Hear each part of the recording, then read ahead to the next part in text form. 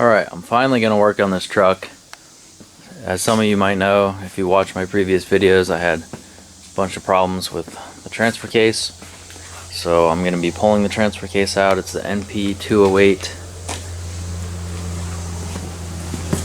Should be pretty easy. I already got the front drive shaft out. Just gotta pop the rear drive shaft off and pull that out and then start taking it apart and see what kind of carnage is in there. Well, I got the transfer case out, made a serious mess. I'm about to dig into this thing, see what's going on. Alright, I found the problem. It's exactly what I thought it was.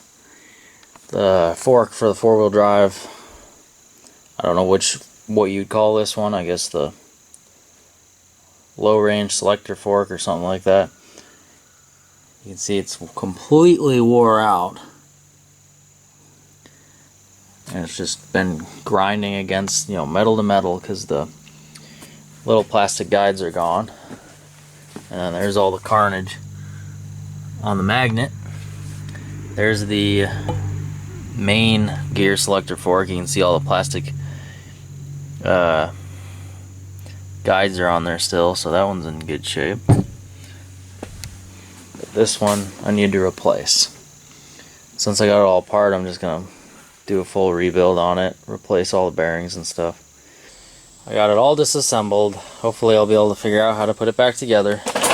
This is only the second transfer case I've rebuilt. I rebuilt a NP208, which is very similar to this case, but also has a few differences. Anyway, I got my three main pieces of the case here, which I'll be cleaning up really well. Mostly for looks on the outside, cleaning all the crap off of it, all the old grease and stuff. Clean the inside, clean all the metal shavings out. I am going to try and figure out how to put this thing back together. I got all the parts. There's my rebuild kit with the bearings. So I gotta pound these out. And I got my this was actually used off of eBay, low range fork in the mail. It came with new guides on it, which is the stupidest design ever, the plastic guides. That's what they were from the factory. I think the kit has, oh yeah, the kit has new ones too. And here's the old one. Just want to show you guys the difference. See how that's all square? Like that. And check this one out. This is how wore it is. That has been metal to metal for a long time. Long before I got it. So, crazy. And it doesn't help that when I bought the truck, it actually had gear oil in it. I don't know if I ever mentioned that, but it had gear oil. And you don't put gear oil in a 205. I think the 208, but the 205, correct me if I'm wrong in the comments, but I think the 205 takes gear oil. I've never had one of those, but the 208, you definitely don't want to put gear oil in it. It's made to run only transmission fluid, so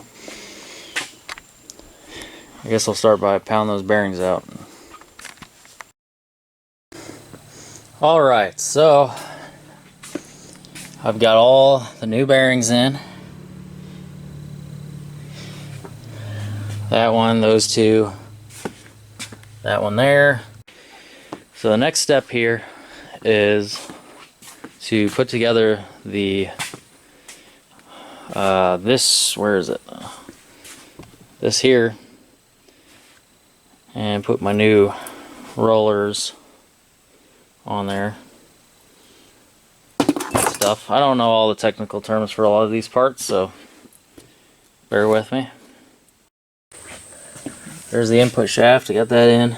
It's really funny because I just noticed that there was a missing race in there when I took it apart. It looks like this. There's supposed to be three of those, or I guess four of them, and I only have three here, and I don't remember taking a fourth one out. And that would explain why this washer right here looks like this because it was just metal on metal. So that makes me think that someone has actually rebuilt this before and left out a bearing, which is really weird. That explains why this thing was so noisy and stuff, and why it failed. So kind of interesting. Alright, there's the planetary gears. I got that in. Got the pin lined up in there. That was kind of a pain getting it to drop down in there, but now we're ready to put the main shaft in. And please don't think this is a how-to video. This is just a kind of an update video. If I do another one of these, I might do a how-to. Maybe by then, you know, being my third, I'll be qualified to do one. Main shaft is in, synchro's in, just lubing everything with transmission fluid. That's all you really need. Sometimes this thing can be a real bear. I fought this this main fork here for probably an hour trying to get it lined up to slide that pin in. It's probably the hardest part of the whole thing, I'd say. Trying to get everything lined up with the selector and everything. Now what I'm doing is I need to pack in all the needle bearings. So basically coat the outside of this with grease and line them all up. That can be a pain too. Check it out. Chain and everything is on. Just about ready to put the other half back on. Just gotta make sure I put everything in here that's supposed to be in here before I do that.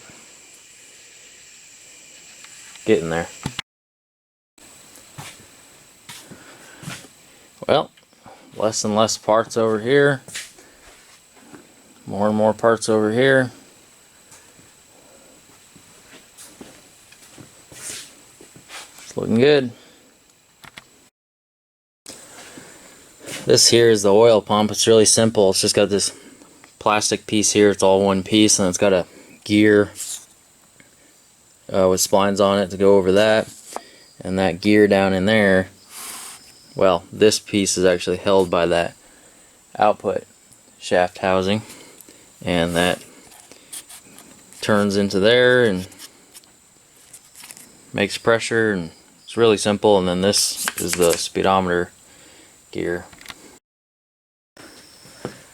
Got it all finished up. Don't have any leftover pieces, so that's good. And it's just about ready to go back in. Hopefully it all works.